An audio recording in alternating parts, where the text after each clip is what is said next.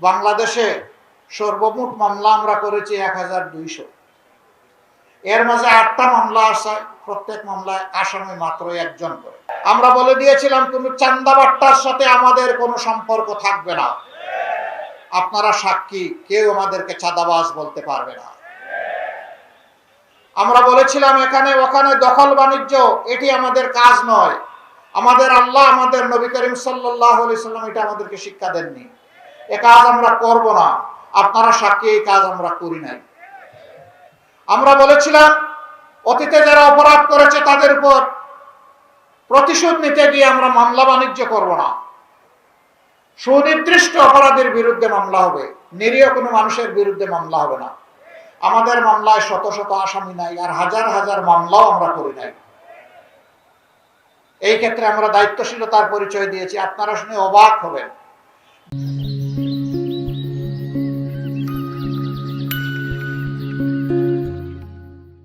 বাংলাদেশে সর্বমোট মামলা আমরা করেছি 1200।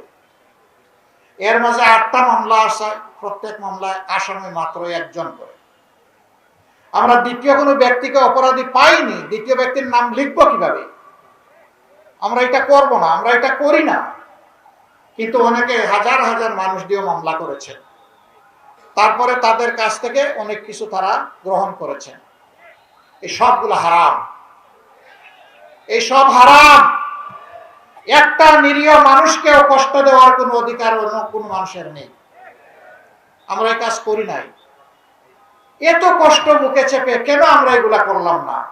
কারণ আমরা আল্লাহ তাআলাকে ভয় করি, কারণ আমরা দেশকে ভালোবাসি, কারণ আমরা দেশের মানুষকে ভালোবাসি। আমরা সেই ভালোবাসার সম্মানের দেশটা করতে চাই। দুঃখজনক, এই ভালোবাসার সম্মানের জায়গাটা তৈরি করতে গিয়ে নির্বাচন আমাদের সামনে। একদিনে 2টি নির্বাচন, গণভোট, সাধারণ নির্বাচন। আপনাদের পার্শ্ববর্তী শ্রীবর্দী উপজেলা, ঝিনাইগাতি উপজেলায় 2টা নিয়ে আপনাদের 3 নম্বর আসন। সেই আসনে প্রশাসনের পক্ষ থেকে একটা সভা আহ্বান করা হয়েছে। প্রার্থীরা দলীয়ভাবে স্থানীয় ইশতেহার সেখানে প্রকাশ করবে। কেন্দ্রীয় ইশতেহার তো করবো কেন্দ্রীয় সঙ্গে। এখানে বসা পজিশন, কে সামনে কে পিছনে, এইটাকে কেন্দ্র করে একটা মানুষকে খুন করে ফেলা হবে। আরো 3 জন মানুষকে মৃত্যুর দুয়ারে পৌঁছে দেওয়া হবে। তারা এখন হাসপাতালের বেডে জীবন মৃত্যুর সাথে লড়াই করছে। আমরা জানি না তাদের কিসমতে কি হবে। শুধু আল্লাহ তাআলার দরবারে দোয়া করে আল্লাহ যেন মেহেরবানি করে দয়া করে আমাদের মতো কাঙ্গালদের দোয়াকে কবুল করে তাদেরকে যেন সুস্থতার নিয়ামত ফিরিয়ে দেন, তারা যেন সুস্থ জীবনে ফিরে আসে। আফসোস, 3টা দিন অতিবাহিত হয়ে গেল, এখন পর্যন্ত একজন আসামিকে গ্রেফতার করা হলো না।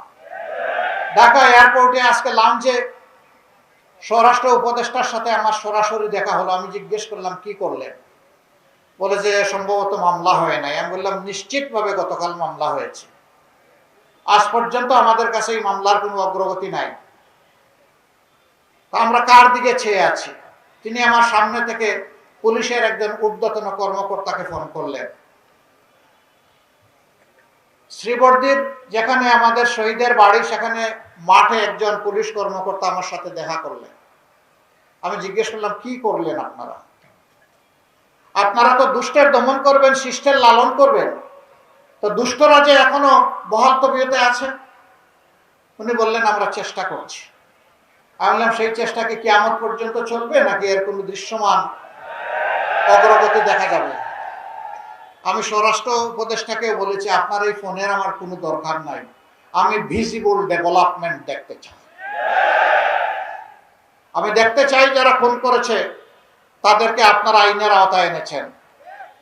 আমরা এটা উৎসাহিত করব না জনগণ আইন নিজের হাতে তুলে নেও, এটা কোনো সভ্য সমাজের পরিচয় হতে পারে না।